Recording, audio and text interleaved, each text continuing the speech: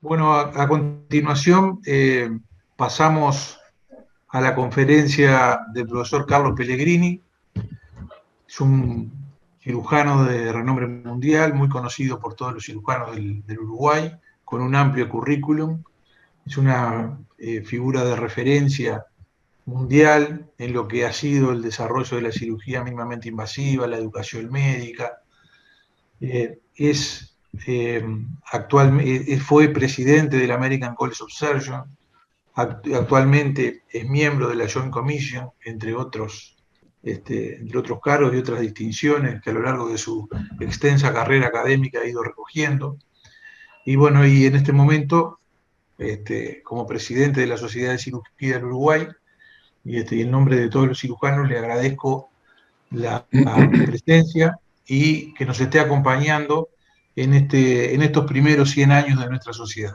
Así que un gusto, doctor, y adelante con su conferencia. Bueno, gracias, Gustavo. Es un gran placer para mí estar con ustedes y compartir este aniversario. Y voy a ver si puedo poner los diapositivos en marcha aquí para que podamos empezar.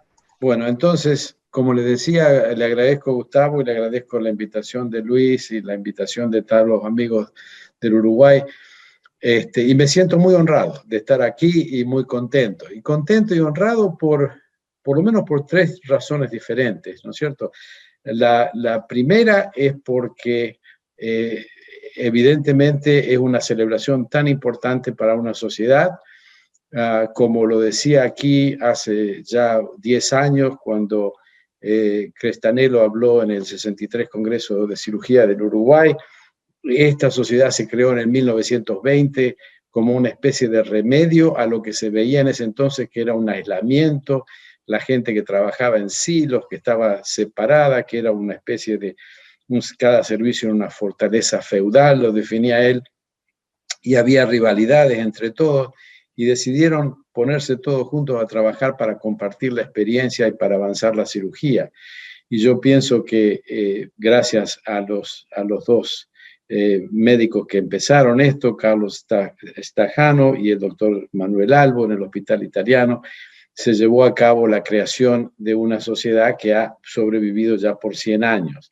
Y es hermoso ver cómo entonces el libro de actas de la Sociedad de Cirugía en el año 1920, un tiempo en el que escribíamos a mano, en que la caligrafía valía, en que nos tomábamos tiempo para muchas cosas que ya no nos tomamos, pero que a pesar de todo, la sociedad sigue siendo una sociedad vibrante y una sociedad que se mueve adelante y que mantiene esa comunidad, en vez de los silos separados, una comunidad de gente que está allí.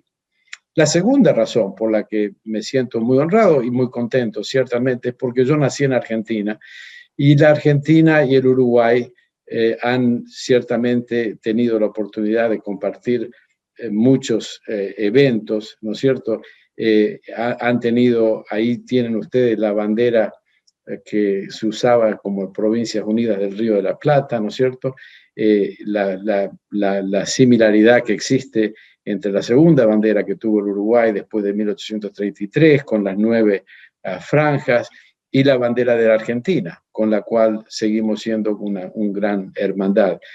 Y la tercera razón es porque yo he tenido una relación muy grande con la Sociedad de Cirugía del Uruguay, que empezó en los 90, aquí hay una foto en 1993, con grandes amigos en el Congreso de Punta del Este, una foto del 2004, el Congreso del 55, Congreso de Cirugía del Uruguay, donde tuve oportunidad de pasar un rato agradable, como ustedes ven ahí, con el doctor Beberaggi, que era un gran maestro de la Argentina, del Hospital Italiano de Buenos Aires, con el Pepe Perrier y algunos otros. Ahí estamos en la casa de Pepe, celebrando su presidencia del Congreso del 2004.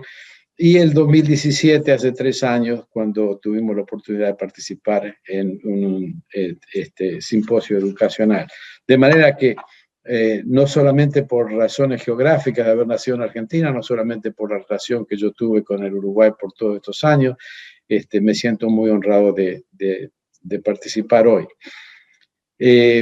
el origen, me pidieron que hablara de cómo enfrentar y superar la adversidad en la vida del cirujano, un tema que yo me dedico ahora, que he dejado la cirugía, que me he retirado de la práctica quirúrgica y la práctica médica en general, a desarrollar en el sentido de ayudar a gente a entender cómo uno puede mejorar su sentimiento, cómo uno puede mejorar su calidad de vida. Las razones por la elección es porque en este momento estamos viviendo un periodo extraordinariamente difícil en todo el mundo. Las dificultades que presenta la pandemia son una manifestación de la adversidad, y la adversidad y la resignación y cómo enfrentarla ha sido un tema de gran interés para mí personalmente. El objetivo que yo tendría hoy sería de demostrar que podemos, no completamente eliminar, pero sí modificar, ameliorar, si usted quiere, el efecto negativo que este momento difícil por el que pasa el mundo tiene en nosotros. Y discutir formas prácticas en cómo podemos nosotros, con nuestra respuesta a los estímulos externos y a los estímulos internos, ¿no es cierto?, aumentar el índice de positividad en nuestras vidas. Y hay formas de hacerlo, no son formas muy difíciles, son formas que son aplicables a cada uno de nosotros si las queremos hacer, que yo creo que pueden ayudar a pasar este momento que estamos viviendo, ¿no es cierto? Este es un título de una conferencia que yo di en el año 2009, que fue publicada en el American Journal of Surgery, en el cual esencialmente yo la titulé Nadando contra la corriente, construyendo fuerza a través de la adversidad. Y allí yo tenía ciertas reglas que yo pensaba que podían ayudar en un momento de adversidad en general en la vida. Y para ustedes que tengan interés, yo les puedo mandar el artículo si me mandan un email.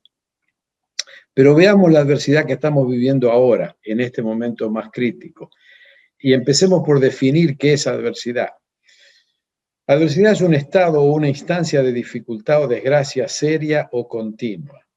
Y yo creo que cuando ustedes ven la palabra seria o continua, es lo que estamos pasando en este momento.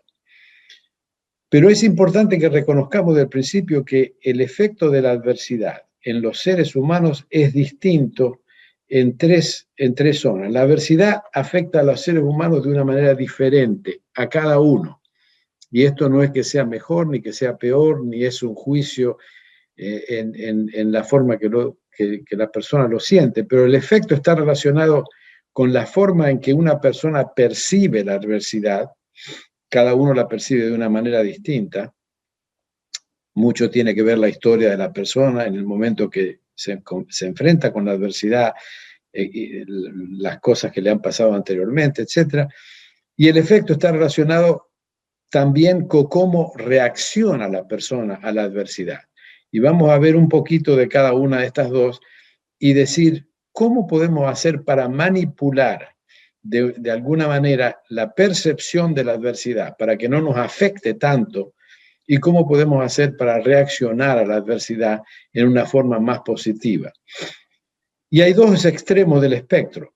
Hay aquellos que reaccionan a la adversidad con el síndrome del burnout, con la depresión, con la pérdida de autorrespeto, y en algunas instancias extremas con enfermedades de la desesperación, como son el abuso de droga, el alcoholismo, el suicidio.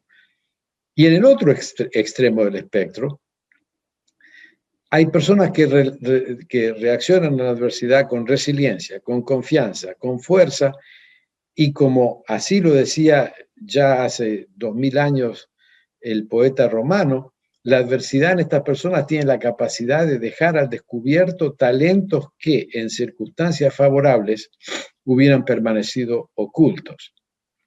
O como lo dijo Albert Schweitzer en tiempos más modernos, quienes ganan fuerza al superar obstáculos poseen, yo diría, desarrollan la única fuerza que puede superar la adversidad.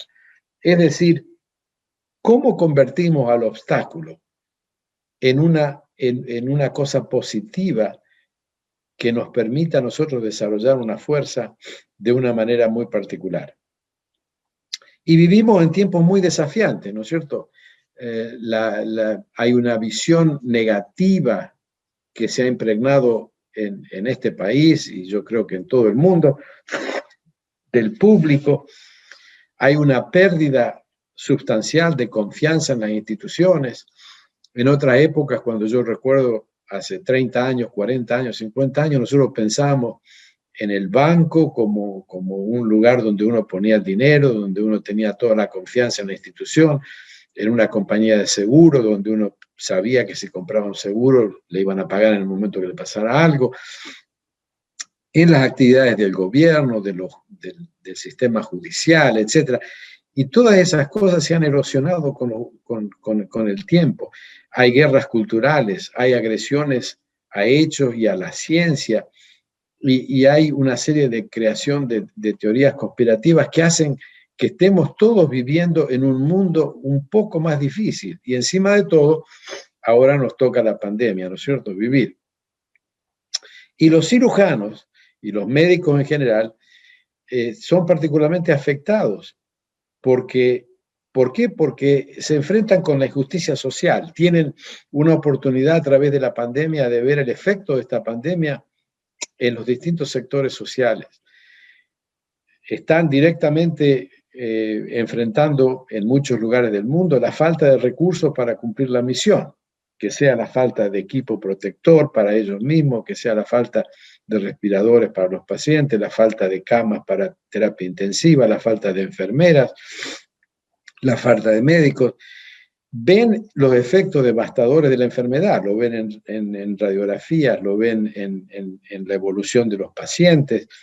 Y para los cirujanos, no poder operar y encima de eso ser reclutados, por lo menos aquí en Estados Unidos, porque tenemos que entrenarnos en terapia intensiva, para trabajar en terapia intensiva y en las salas de emergencia, que no son el hábitat natural del cirujano. De modo que en este momento, los cirujanos en particular, los médicos en general, los proveedores de salud en general, se enfrentan con una situación más difícil que el resto de la población.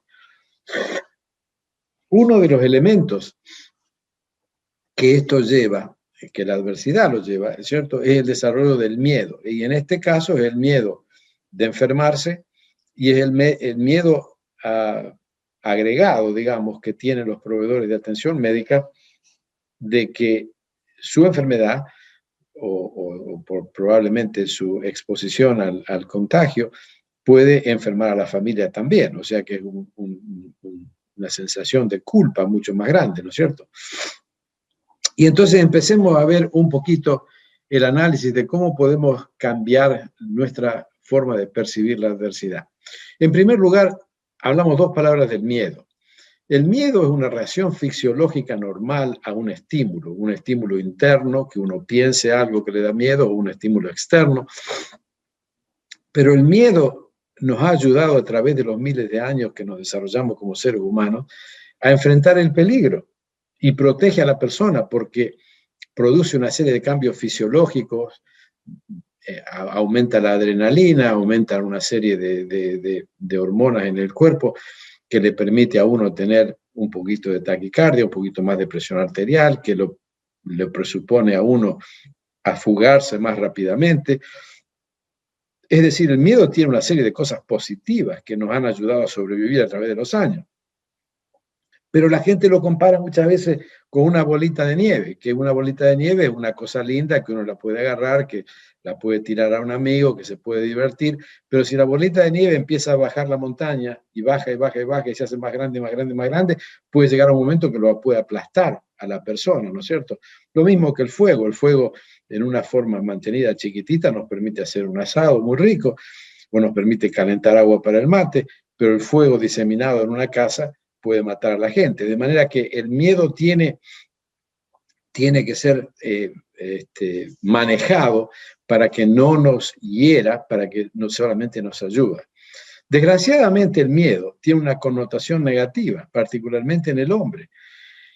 Se siente que la persona que tiene miedo es medio cobarde, no es la persona ideal desde el punto de vista social. Y entonces el hombre normalmente trata de ocultar la sensación del miedo, lo que produce una sensación y una emoción negativa todavía peor en el hombre, ¿no es cierto? Porque no le permite manifestar socialmente la expresión de miedo que tiene. Y entonces yo creo que es importante acordarse que la diferencia entre aquellos que tienen miedo y aquellos que no tienen miedo es muy poquita. La diferencia entre héroes y cobardes no es que los héroes no tengan miedo y que los cobardes tengan miedo, es que los héroes manejan el miedo de una manera, reaccionan al miedo de una manera más positiva que el cobarde que trata de no manifestarlo o de ocultarlo. De modo que si podemos hablar más públicamente, si podemos hablar con aquellas personas que queremos, con aquellas personas que nos interesa, que estamos al lado, de la sensación de miedo que uno lleva, de la carga emocional que representa el miedo de contagiarse, el miedo de contagiar a otros, el miedo de proteger a la familia, etcétera, etcétera, es una forma positiva de protegerse a sí mismo, ¿no es cierto? Y decía anteriormente que la adversidad afecta a los seres humanos diferentes, está relacionado con la forma en que perciben la adversidad o cómo reaccionan a la adversidad, ¿no es cierto? Y aquí hay un ejemplo de la fábula de los 3 talladores de piedra que están haciendo exactamente el mismo trabajo, están trabajando en la piedra, pero la sensación que cada uno de ellos tiene es distinta. Al primero, cuando este mendigo que venía pasando por este pueblo medieval le pregunta qué es lo que está haciendo, él le responde que él se gana la vida haciendo eso, tallando la piedra. Al segundo, cuando le preguntan qué es lo que está haciendo, él dice, yo estoy trabajando en una cosa que me gusta y que yo soy uno de los mejores trabajadores que trabaja la piedra. Y cuando le preguntan al tercero qué es lo que está haciendo, él dice, yo estoy construyendo catedrales. Y tiene una forma de verdad cada una de estas respuestas, ¿no es cierto? Pero si las respuestas son el reflejo cierto de lo que cada uno de ellos piensa de su trabajo, piensen ustedes que el tercero está haciendo un trabajo pensando en su mente que lo que está haciendo, que es duro, que es difícil, que lo hace sudar, es para hacer una catedral, mientras que el primero está pensando, esto es lo que yo hago todos los días para ganarme el dinero. Y eso es la forma en que nosotros podemos empezar a pensar cómo nos ponemos en los pies del tercero para tener y para manifestar la adversidad en alguna forma que nos permita pensar, sí, esto es difícil, esto es duro, etcétera, etcétera, pero yo estoy construyendo una catedral en vez de estoy pasando esto en soledad. Y cambiemos un poquito el tema para decir, no cambiar el tema, sino profundizar un poquito para decir qué son las emociones humanas. Las emociones humanas son estados mentales que surgen espontáneamente por estímulos internos, ¿no es cierto? O como resultado de estímulos ambientales. Por lo general, la emoción no es consciente, es subconsciente, es algo que ocurre y que a menudo va acompañado de cambios fisiológicos. Un sentimiento, una emoción, como la alegría, como la tristeza, como la ira, uno no tiene control total de la emoción en el momento que el estímulo llega y se sabe fisiológicamente que la emoción tarda 6 segundos para manifestarse desde el punto de vista fisiológico con hormonas de distinto tipo y demás. Si yo les muestro, por ejemplo, un chocolate así, habrá algunos que reaccionan con eso pensando qué cosa más rica, hay otros que están mirando ese chocolate pensando en un té que se han tomado con ese chocolate, hay otros que miran ese chocolate y se acuerdan que le tiene alergia al chocolate y que le hace doler la cabeza, y cada uno tiene su manera de reaccionar con eso, pero llevó 6 segundos o menos tiempo para que una fotografía de un chocolate produzca una reacción mental que se acompaña de una reacción fisiológica también. Esas emociones humanas, y esto es la parte central de lo que yo creo que empezamos a hablar de cómo manipularlas para que las percibamos de una forma distinta o reaccionemos de una forma distinta. Esas emociones humanas son estados biológicos asociados con pensamientos, con sentimientos y con comportamientos, es decir, con la percepción de lo que está pasando y con la forma en que nosotros reaccionamos. Y pueden ser divididas entre tres: las emociones positivas, las emociones negativas y las emociones que son neutrales. Y piensen en ese chocolate que yo les mostré. A algunos les gusta mucho el chocolate y tendrán una sensación positiva cuando lo ve, a otros no le gusta y tendrán una sensación negativa, y habrá otros que no le interesa el chocolate de una forma o de la otra, ¿no es cierto? Las emociones positivas generan una sensación de alegría, de gratitud, de serenidad, de interés, de esperanza, de orgullo, de diversión, de inspiración, a veces de temor, a veces de amor. Es decir, estas son las 10 emociones humanas que se conocen como emociones positivas.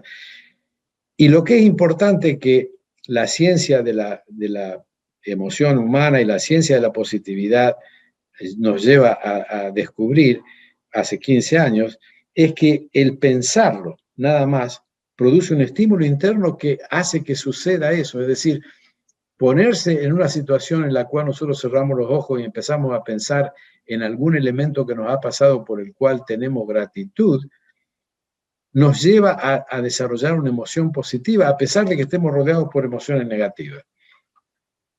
Las emociones negativas, las 10 emociones negativas importantes son la ira, la vergüenza, el desprecio, el disgusto, la incertidumbre, la culpa, el odio, la tristeza, el miedo. Y el miedo, les digo, es positivo porque todas las emociones negativas pueden convertirse en positivas si uno lo usa apropiadamente. Y el estrés. Y lo que sabemos también ahora, por los estudios de la positividad y de las emociones, es que el pensarlo nos hace sentir así también. Tanto como recién yo le decía, uno puede pensar en algo que por lo cual tenga gratitud, puede pensar en algo por lo cual tenga vergüenza, y empieza a pensar, cierra los ojos y se da un poquito de manija pensando en eso y pasa a ser una emoción negativa. De modo que lo importante es que nosotros tenemos bastante, no bastante, pero tenemos algún control de la forma en que la emoción, en que tenemos emociones negativas y positivas.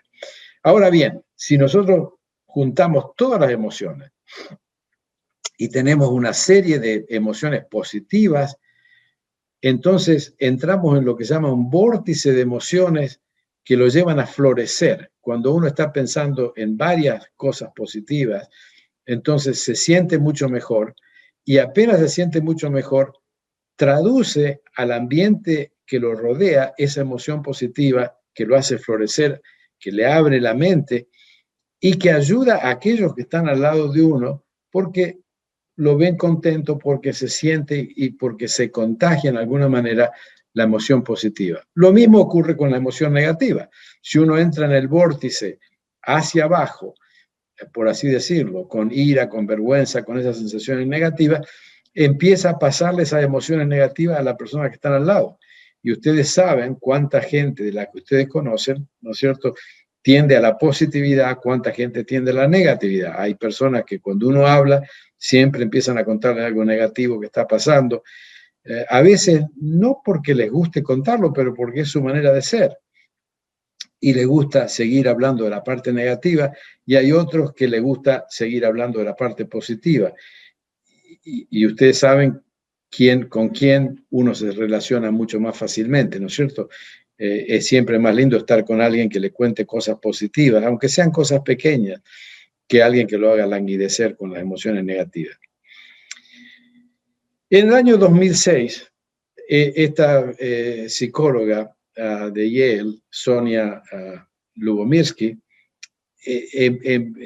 introduce el concepto de lo que se llama la ciencia de la positividad. Es una ciencia que estudia esas emociones y que categoriza las emociones entre positivas, neutrales y negativas, ¿no es cierto?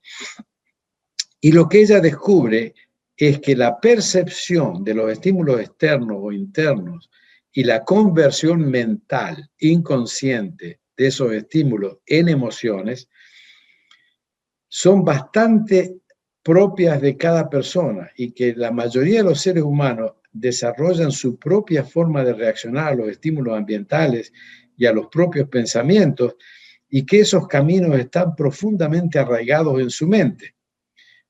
No quiere decir eso que no se puedan cambiar. Y lo que la doctora Sonia Lubomirsky desarrolla, y que después varios psicólogos han estudiado y encuentran que es cierto, es que esta nueva ciencia muestra que se permite cambiar, es difícil, pero se permite cambiar la forma en que nosotros percibimos la adversidad, en este caso las emociones negativas.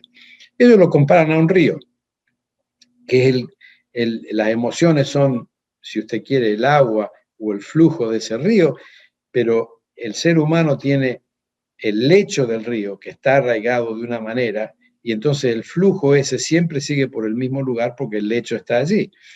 Y dicen que si uno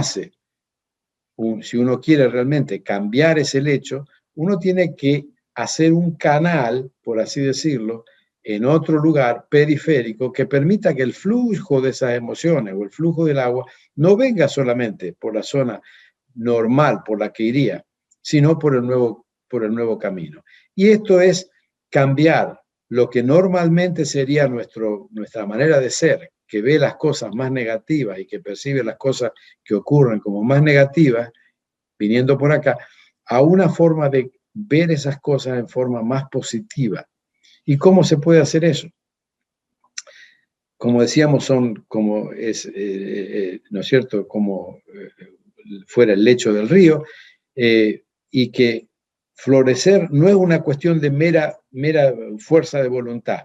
Hay que cambiar, hay que trabajar para cambiar eso, pero se puede cambiar, porque la posibilidad lo hace sentir a uno mucho mejor, transforma el futuro, se ayuda a los que están alrededor de uno, ¿no es cierto?, porque amplía la mente, porque le permite mejorar. Y hay muchos estudios que han mostrado que uno puede, incluso hay estudios económicos que muestran que uno puede incrementar sus ingresos si tiene una constante positividad, que uno puede tener mejores resultados en la medicina si uno trata a pacientes con un sentido de positividad, etcétera, etcétera. Entonces, ¿cómo podemos hacer para aumentar esa positividad desde un punto de vista práctico? Y hay en general dos approaches, dos formas. Si uno es fundamentalmente negativo y tiene a percibir las cosas negativamente, entonces uno puede mejorar la proporción, la relación entre positividad y negatividad, disminuyendo la negatividad. ¿Y cómo se puede disminuir la negatividad?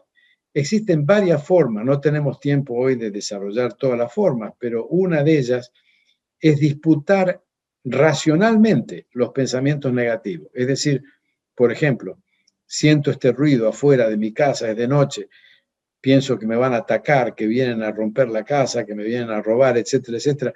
Un momento, racionalmente, ¿me ha pasado eso alguna vez? No. ¿Por qué estoy pensando eso? Bueno, porque tengo miedo. ¿Y por qué tengo miedo? Y uno puede racionalmente tranquilizarse para no seguir ese camino. Romper el poder de la rumiación, es decir, cuando uno tiene un problema y sigue hablando de ese problema y continúa con ese problema y todos los días piensa en ese problema, decir, estoy haciendo rumiación como hacen las vacas cuando comen y traen de vuelta toda la boca, los llevan de nuevo. Hay que parar ese ciclo negativo, ¿no es cierto?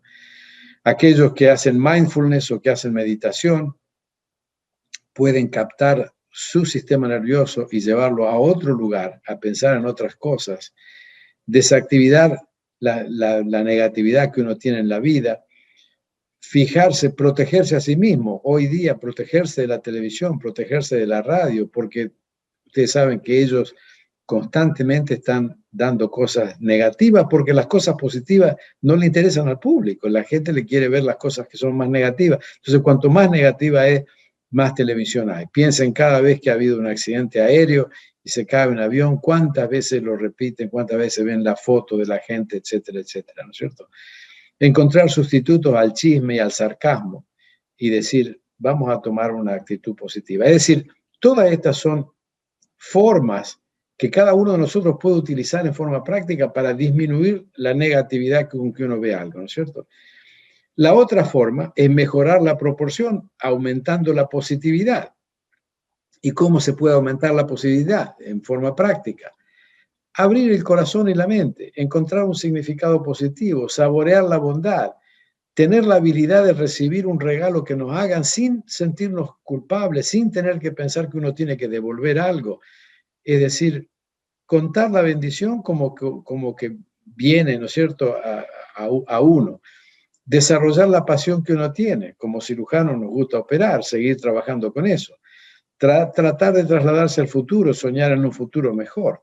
Soñar es una cosa muy positiva. Descubrir ese futuro positivo que uno pueda tener en el futuro, ¿no es cierto? Conectarse con la naturaleza. Yo, hasta que empecé a leer este tipo de literatura, por ejemplo, iba de un lugar a otro y el único objetivo que yo tenía en mi mente era llegar al otro lugar, que sea ir a comprar cosas, caminar por la calle sin mirar nada, llegar a ese lugar, hacer lo que tengo que hacer y volver. Y este tipo de psicología me ha llevado a mí a decir, no, cuando yo voy a algún lugar, voy a aprovechar el viaje, voy a mirar las flores que están alrededor del camino, voy a mirar las casas que me rodean, voy a mirar el cielo, voy a mirar las nubes, voy a aprovechar el sol, voy a buscar algo que me aumente la posibilidad. Y una de las cosas que son mejor para aumentar la posibilidad es conectarse con otros, particularmente con gente que tengan esa positividad dentro de sí y aumentar el número de amigos que uno tiene, aumentar el número de gente con quien uno se relaciona, con quien uno comparte la vida. La vida es un desafío constante, entonces siempre vamos a tener cosas negativas, ¿no es cierto? Pero a su vez es una fuente potencial de felicidad.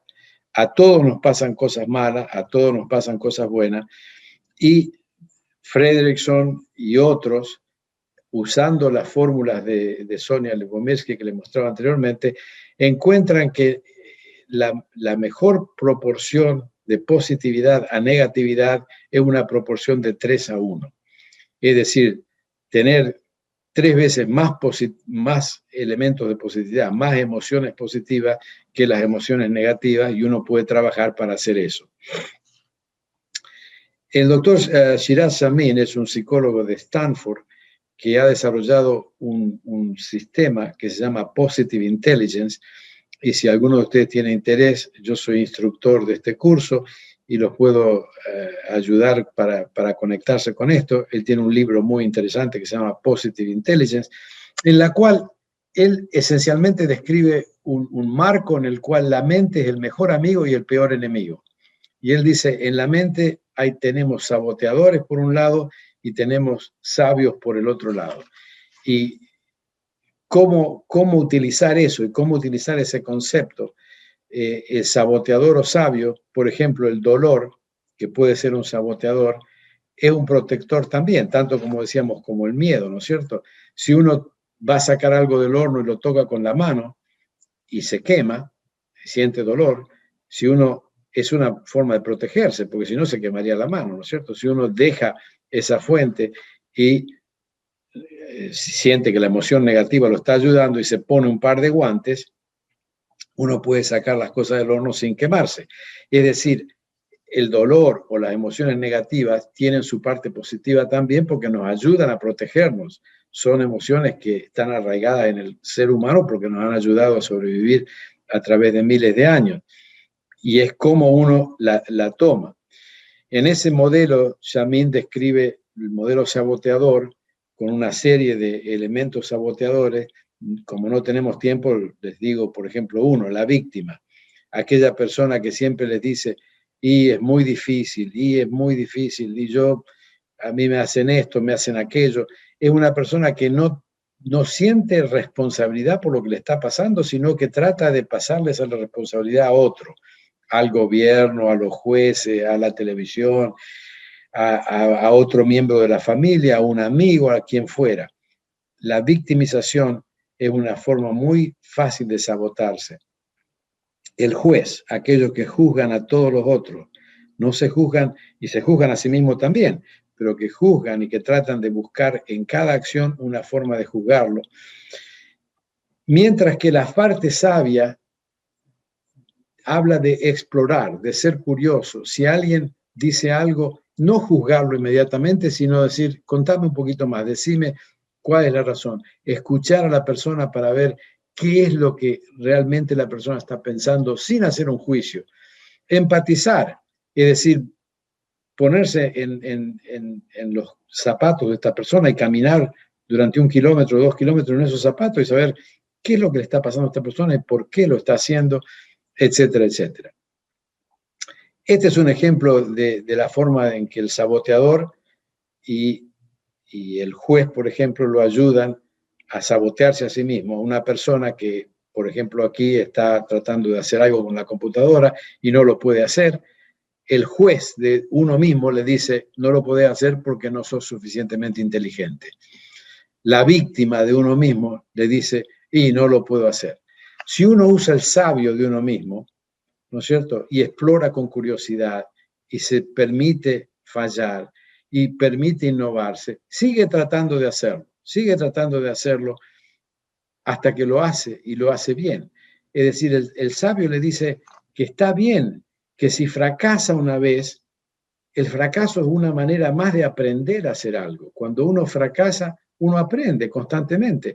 Es decir, utilizar el fracaso como una forma de aprendizaje y perdonarse a sí mismo por no saber hacer algo y decir, lo sigo fracasando y lo sigo haciendo y cada vez que lo hago un poquito más fácil y estoy mejorando en eso.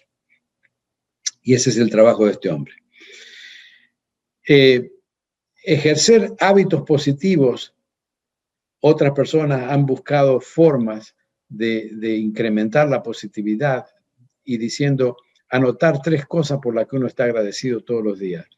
Escribir un mensaje positivo a alguien, mandarle un mail a alguien. Mira, te escribo porque me estoy acordando de vos. Hace mucho que no nos vemos, me gustaría conversar. Meditar en el escritorio por breves minutos para sacarse las sensaciones negativas que uno tiene en la cabeza. Caminar, hacer ejercicio durante un tiempo determinado. Y yo pienso que estas cosas que son pequeñas, que son fáciles de hacer, empiezan a modificar el lecho del río ese que uno tiene y le hace ese otro lecho paralelo que le mostraba anteriormente, que le permite a uno tener más facilidad. Para mí hay 3 elementos que a mí me han ayudado muchísimo en mi vida y por eso los puse acá como consejos personales, que yo rescato porque yo los uso constantemente. Uno de ellos es lo que yo le llamo el desarrollo de la gratitud. Yo todos los días, desde hace muchos años, cuando me acuesto a dormir, me pongo a pensar por qué cosa estoy contento hoy, qué me pasó hoy que me dio sensación de gratitud, una emoción positiva importante en el ser humano. Y a veces uno tiene que buscar, porque casi todo lo que hizo ese día le salió mal y uno no tiene muchas ganas de pensar, pero si uno se esfuerza a pensar, yo estoy seguro que yo encuentro casi todos los días 2 o 3 cosas por las cuales tengo gratitud. Y que puede ser una comida que comí y me gustó, una sonrisa de una persona que yo no esperaba, una carta de un amigo que me mandó una nota diciendo, mirá, me estoy acordando de vos, una invitación de Uruguay para hablar en el Congreso del aniversario, cualquier cosa que sea que uno sienta una sensación de gratitud. Y dormirse con esa sensación de gratitud en la mente, para mí, es una cosa que me ha ayudado muchísimo. El segundo es lo que yo le llamo participación. Y es decir, participar en todas las actividades que yo he podido hacer. En el hospital, cuando estoy en el hospital, en organizaciones profesionales como el American College of Surgeons, como la Joint Commission. Participar para cambiar, para modificar, para mejorar el ambiente donde yo estoy trabajando. Y eso me da una sensación de control. A veces me da sensación de frustración también, porque no puedo llevar adelante mi idea, pero en general me da sensación de participación. Y la tercera cosa que yo he practicado durante muchos años es disminuir las expectativas, es decir, no tener la sensación de que no estar esperando que alguien me sea bueno conmigo, me pague por algo, me diga algo, sino que tengo una manera de pensar de que yo hago lo que yo hago en la medicina o ahora en mi especialidad, que es coaching, que es ayudar a otras personas. Lo hago porque me parece a mí que está bien, lo hago porque me genera a mí gratitud hacerlo, lo hago porque me parece que es la cosa correcta de hacerlo.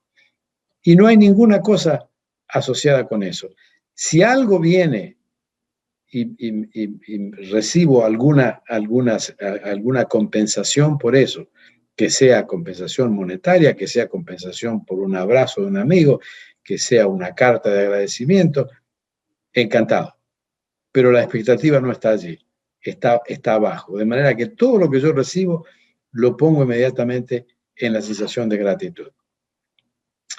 En resumen, lo que traté de hacer era definir la adversidad y estudiar un poco cómo afecta a los seres humanos, cómo afecta en forma diferente a los seres humanos, discutir el efecto de las emociones, describir un poquito de la ciencia de la positividad, definir formas de manejar los estímulos externos e internos para aumentar la proporción positividad a negatividad y compartir con ustedes mi filosofía personal de buscar todos los días algo por lo cual yo me siento contento, por lo cual tengo gratitud, participar en todas las cosas que están alrededor mío, porque eso me permite además establecer una red de amigos, de personas que conozco, con las cuales trabajo, y disminuir las expectativas de modo que todo lo que reciba es una sorpresa que me lleva a tener todavía más gratitud.